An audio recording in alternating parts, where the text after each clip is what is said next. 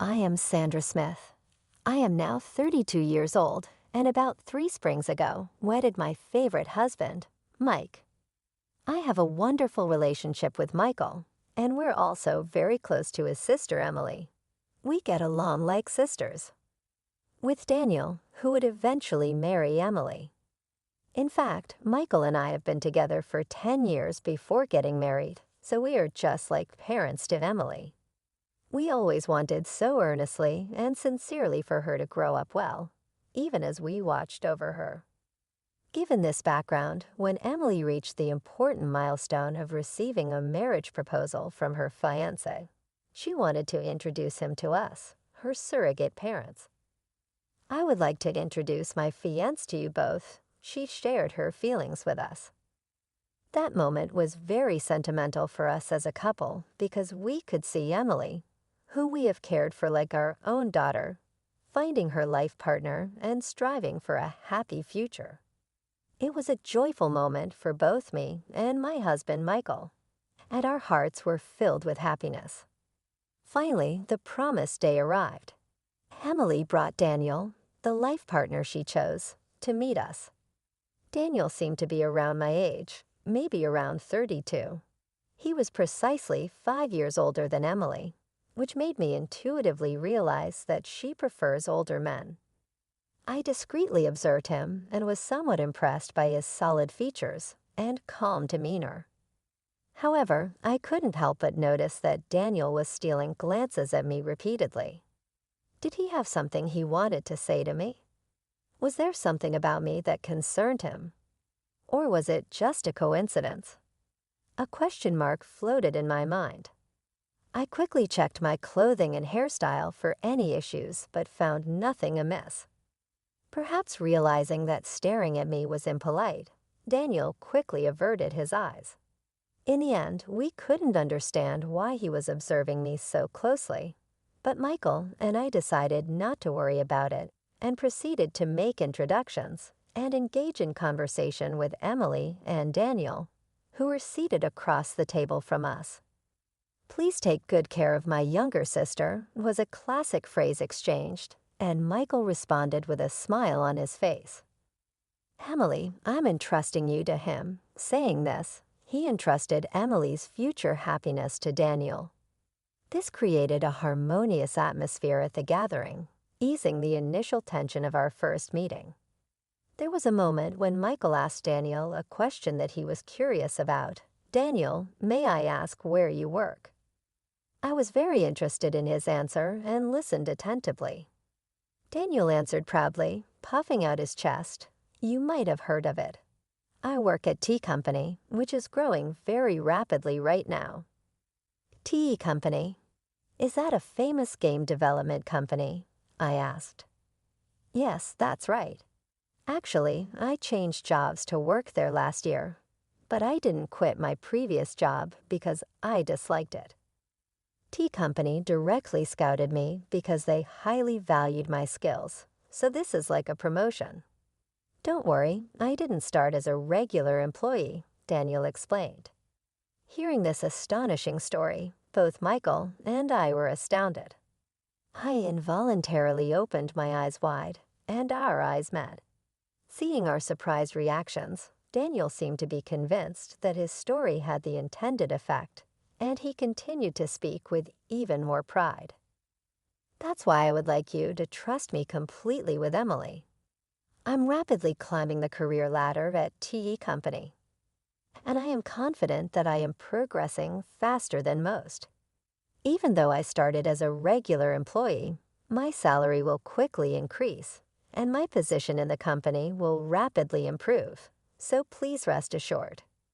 Hearing his words, I was so surprised that I was at a loss for words. Tea Company is very famous, and I am well aware of it. Michael must also be aware of Tea Company. However, he doesn't work there, so he might not know the detailed insider information. I think both Emily and Michael are aware that Tea Company has a great reputation in the industry. However, it seemed like neither of them had imagined that her fiancé, Daniel, would quickly ascend the corporate ladder at TE Company after joining. I myself had not imagined that such a development was actually happening. There were parts of Daniel's story that felt somewhat uncomfortable to me, but I decided to accept his story without doubt as he talked about being headhunted by the company and successfully climbing the career ladder at an astonishing pace. As our conversation shifted from company topics, I eagerly asked them about their first meeting and how they came to know each other. According to their response, they met through a mutual friend. Daniel was searching for a life partner, but felt resistant to attending matchmaking events. Thus, he met Emily through a trusted friend. Emily was interested in having a boyfriend, but wasn't actively seeking. She decided to meet Daniel upon a friend's invitation. Actually, I am really drawn to how Daniel brings smiles to my face. His slightly clumsy yet of adorable side also really captures my heart, Emily shared. As they shared their feelings in front of us, it felt as sweet as sugar despite Daniel and I not eating anything sweet. Their close bond and deep affection for each other were very clear. However, there was one thing that bothered me. As they were leaving our house, Daniel and I decided to see them off at the front door. And that's when Daniel started talking to Emily about bringing rice and other gifts. Meanwhile, standing a bit apart, Daniel approached me and suddenly asked, "Hey, do you perhaps not remember me?" I couldn't help but reflexively tilt my head at his unexpected question. "Do you really not remember me?"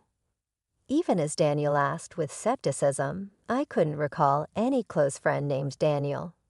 His handsome face was memorable, but no specific memories came to mind.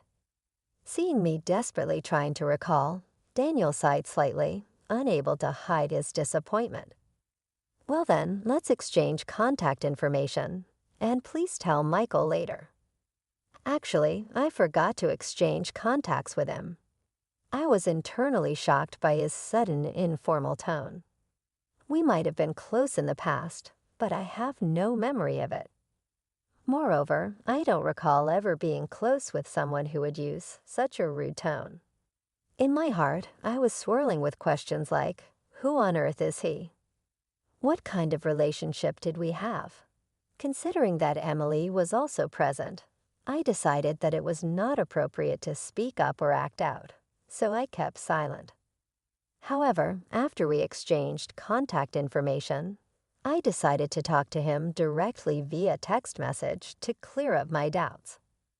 Before I could reach out to him, he started talking, saying, "I'm surprised the girl who used to spend her time quietly in a corner of the classroom when we were in elementary school is now married before me. To tell you the truth, your face hasn't changed much since then, so I recognized you right away. I grew up in a town quite far from here, and during my elementary school days, I was often teased by many of my classmates. To escape those painful memories, I moved away with my family when I entered middle school. In the new city, I met a wonderful friend named Michael, and we gradually built a deep bond. Memories of elementary school are painful for me, and I would rather not recall them." I was a bit surprised by his words and asked, "What are you talking about?" I didn't want others to misunderstand the fact that I was in contact with Emily's fiancé, Daniel, so I explained that our message exchanges were conducted through Michael. As a result, we agreed that in the future, whenever Daniel and I needed to exchange information, Michael would be with us as much as possible, facilitating three-way communication. Of course, I didn't share the detailed background or reasons with Daniel.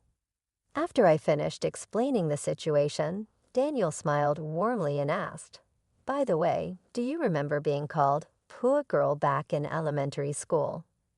The term poor girl had a specific background. It was used to tease me by my classmates, derived from the newly learned word poor, as I was from a single-parent family. Although my family wasn't particularly struggling financially, there was a time when my mother was told by other mothers that it must be tough financially because you're a single parent. This rumor might have spread among the children and started the teasing.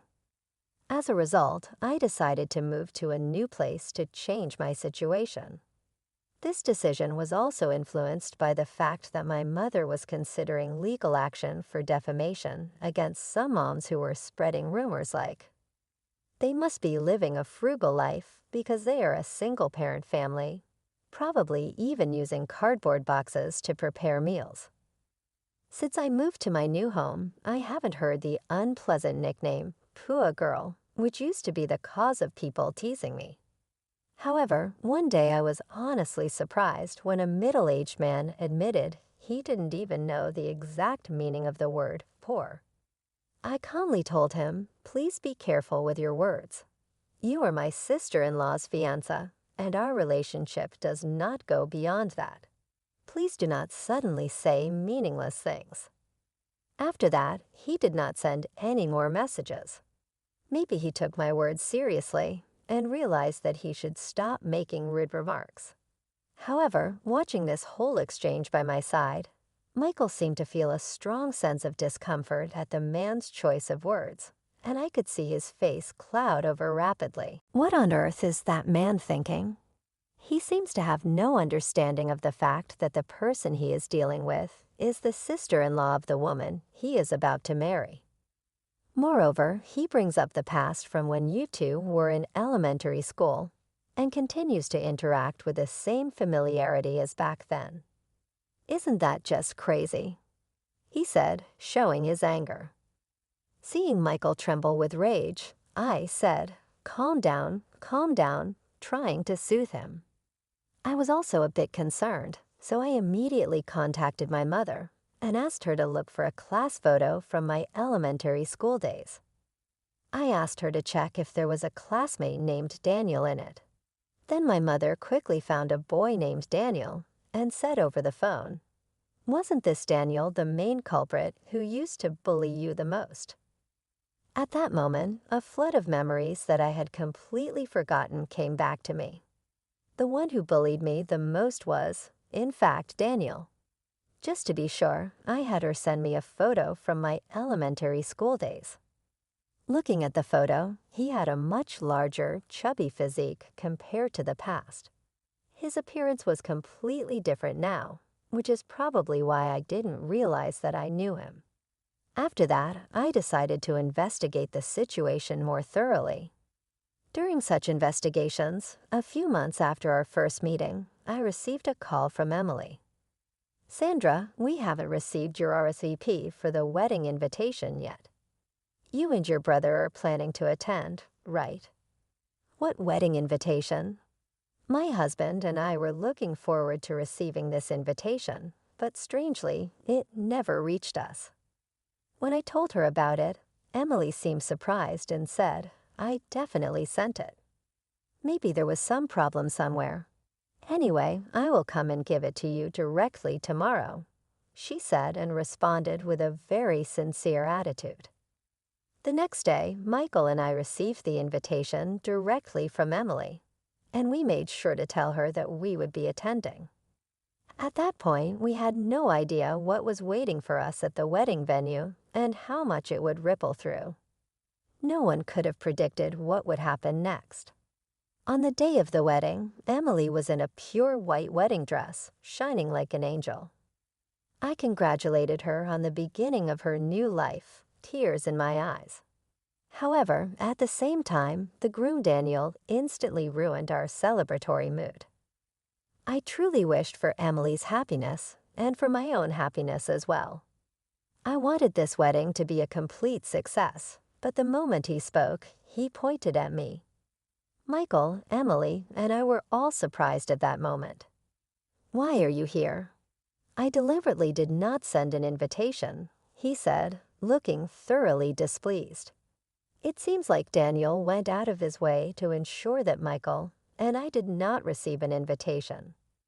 This woman grew up in a household with just her mother. When things get tough, she runs away. That must have led to temporary financial hardship, and now she's found a man from a wealthy family, thinking she can live a carefree life. She's a dreamy woman who can't see reality. Daniel falsely accused me, despite not knowing anything about my past. Michael, sitting next to me, clenched his fist in anger. I gently told him to calm down. Daniel continued to make false accusations against me. I hold an important position at the well-known e-company. If I marry Emily, are you planning to use your position as my sister-in-law to take money from me? At his resolute statement, the groom's friends were shocked and started buzzing in excitement. They must be friends with the same narrow perspective as Daniel. Immediately, I approached a nearby staff member and instructed them to hand me the microphone. Wondering if he was expecting me to say something emotional and illogical, Daniel smirked triumphantly. I responded to him calmly. It's truly ridiculous that you, who can't even properly remember the face of the president at the top of your own company, dare to call yourself an elite. Think carefully. If you intend to sever ties with me, I'll be waiting in the president's office tomorrow. We'll proceed with the HR procedures. Having said that, I handed the microphone back to the staff and confidently returned to my seat with a calm demeanor. Michael stood up and headed toward the exit of the venue. Soon after, Emily also began to walk in the same direction. Noticing this, Daniel called out to her, "Wait a minute. Why are you going that way too?" "I'm just trying to break things off with her." "If that's the case, there shouldn't be any problems, right?" As Daniel, still not fully understanding the situation, spoke to Emily, she gave him a cold look. "You really don't know Sandra. She's the CEO of T Company. I respect and deeply admire my sister Sandra. I can't forgive you for belittling her. I intend to break off this engagement right now. You've ruined such an important day in our lives. Be prepared." Shocked by Emily's stern words, Daniel was completely taken aback. Sandra decided to talk to the venue staff and take off her wedding dress. She informed the guests that the banquet would be ended and the wedding itself would be changed to a simple meal gathering. Taking a stance that such an action will never happen again, she pointed out that Daniel was the main cause of the engagement breakup, firmly blaming him. The ordeal was not over yet. The next day, as I had warned the previous day, I calmly waited for his arrival in the president's office. Next to me stood two large, muscular employees, ready to respond immediately if he tried to make a move during our conversation. He seemed to have overcome his internal struggle as he entered the president's office. His confidence soon became unstable, and he sat down in the chair, gradually showing a tense expression. His behavior of entering the room without permission and sitting down without any greeting seemed quite rude. At this point, it was clear that he did not understand the basic rules and manners within the company. "No way. I can't believe that you are really the president. This is unbelievable." If you had done even a little bit of research, you would have found the president's information on our company's website. Didn't you have the time to check before coming here? Well, there were circumstances. He seemed to have come here without taking my words seriously, without investigating the truth. He probably thought I was joking or distorting facts. In front of all these guests, I told him, I am thinking of terminating the employment contract. What are you thinking? It's not fair to make an immediate decision just because of a slight misunderstanding. I will consult with the Labor Standards Inspection Office. Watching him try to carefully persuade me, I calmly took out a copy of the resume he had once submitted and placed it in front of him. You have falsified your educational background here, haven't you? And you've also pretended to have qualifications that you don't actually have and claim to have skills in Excel and video editing software that you don't possess. Are all these statements true? About that part, falsifying information and false reporting are legitimate reasons for us to terminate our employment contract with an employee, you know. He showed a surprised expression at my direct statement. In fact, from the moment I first met him, I had a strange intuition about him. Afterwards, I thoroughly verified the facts. Generally, our company does not use headhunting methods. Even if we do a headhunt, the information is transferred to me, and I directly meet and interview the recommended candidates. However, I have no memory of having a deep conversation with Daniel directly. To be precise, he joined our company through the regular recruitment process for mid-career hires and started working as a regular employee. He called himself a person aiming for promotion and had claimed to be proficient in using software. When he joined the company, actually, since he has no skills in operating that software, the opportunity for promotion never came around.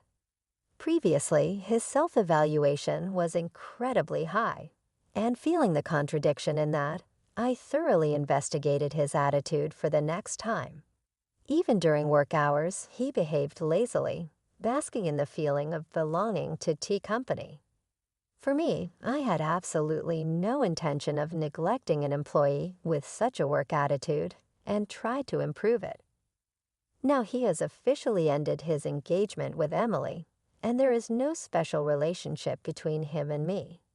He continues to behave unpleasantly, and even as an adult repeats actions that make me uncomfortable. Therefore, I see no reason to be particularly generous towards him. I immediately told Daniel to leave the company.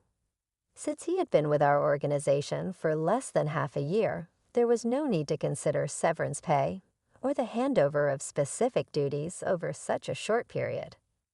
As an old friend, won't you help me out? He relied on me, saying this, but I calmly told him, I see no reason to continue our relationship any further, and arranged for other staff to handle his immediate departure from the company. It seems he was seeking financial support from his father, but as a result of spreading outrageous rumors, that didn't happen. There is a past incident where my mother sued for defamation, and it seems Daniel's mother was the victim. My father paid the compensation for damages, so he has experienced paying compensation for defamation just once. Faced with his son Daniel in a similar situation, demanding compensation this time as well, my father probably felt he had reached his limit, cut off financial support, and completely disappeared from their lives. Afterwards, Daniel spent his days taking care of his elderly mother while being pursued for the payment of consolation money. Eventually, he disappeared as if taken away by people in all black clothing, and since then, no one knows his whereabouts. Someone who knows about his future might appear eventually, but I myself have no intention of actively finding out where he is. On one hand, Emily was initially deeply hurt when she found out that her fiancé, who she was about to marry, had such a background. Time heals all wounds, and about 6 months have passed. She has started to positively affirm it was really for the best that we didn't get married officially. Recently, her smile has returned, and she has even been able to participate in events to find a new partner in life. Seeing Emily living a brighter life again, Michael and I are truly relieved. In fact, it seems they are now actively